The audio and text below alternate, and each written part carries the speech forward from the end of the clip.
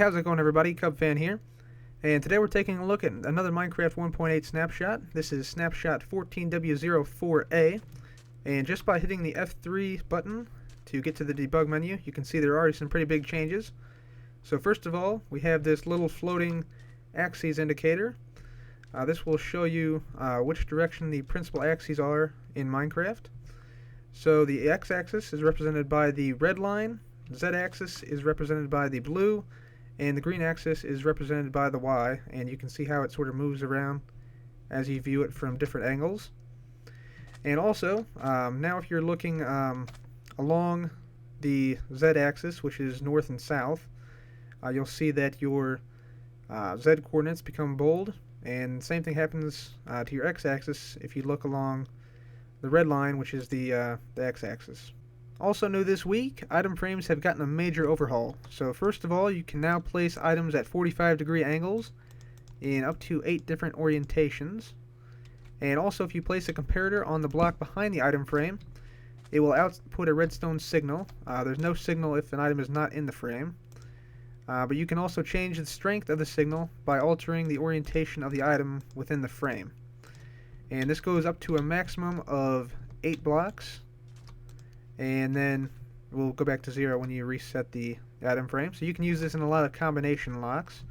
It's also worth noting that if you place an item in a certain orientation in a frame, then get rid of the item, and then place it or another item back into the same frame, it'll retain the orientation that it initially had. So this will be incredibly useful for things like combination locks and secret doors, hidden entrances. Great addition.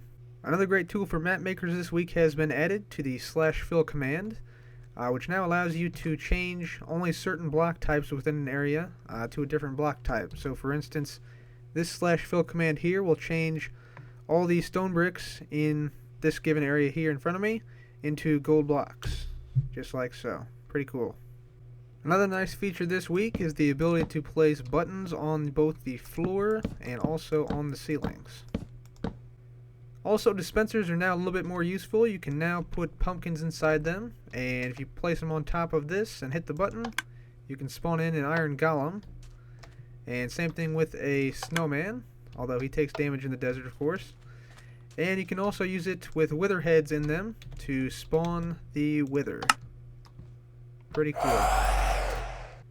Also new this week, villagers have become a little bit more interesting. Farmers in villages will now actually go ahead and harvest and then replant carrots, potatoes, and wheat. And they'll also store the seeds and the wheat they get from that. And they'll craft the wheat up into bread, and they'll share it with other villagers. So pretty interesting change there. Also, if you destroy any crops, so say if I got rid of some of these crops, what are you going to do about it? What are you going to do? Oh, he's going to replant. That's pretty sweet. Oh, and you saw it there, he also gives out bread to other villagers. So yeah, pretty interesting there. Another change this week is that you can now craft mossy cobblestone with just a piece of cobblestone and some vines.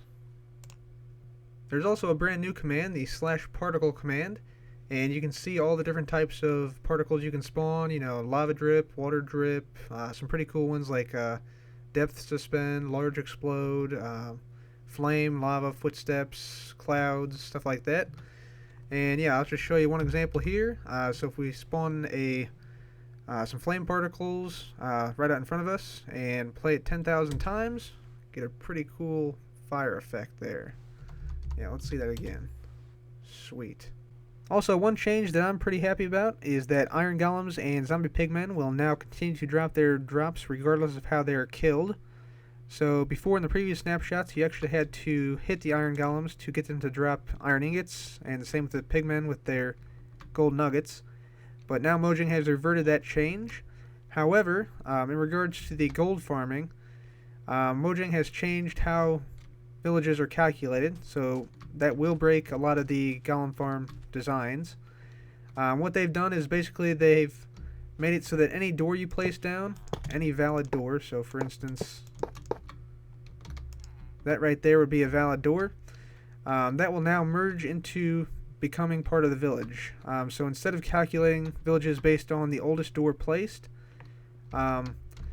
the doors that are in close proximity to each other will then merge with existing villages. So in other words, that means that villages will no longer be able to be overlapped like some of the overpowered golem farms have it.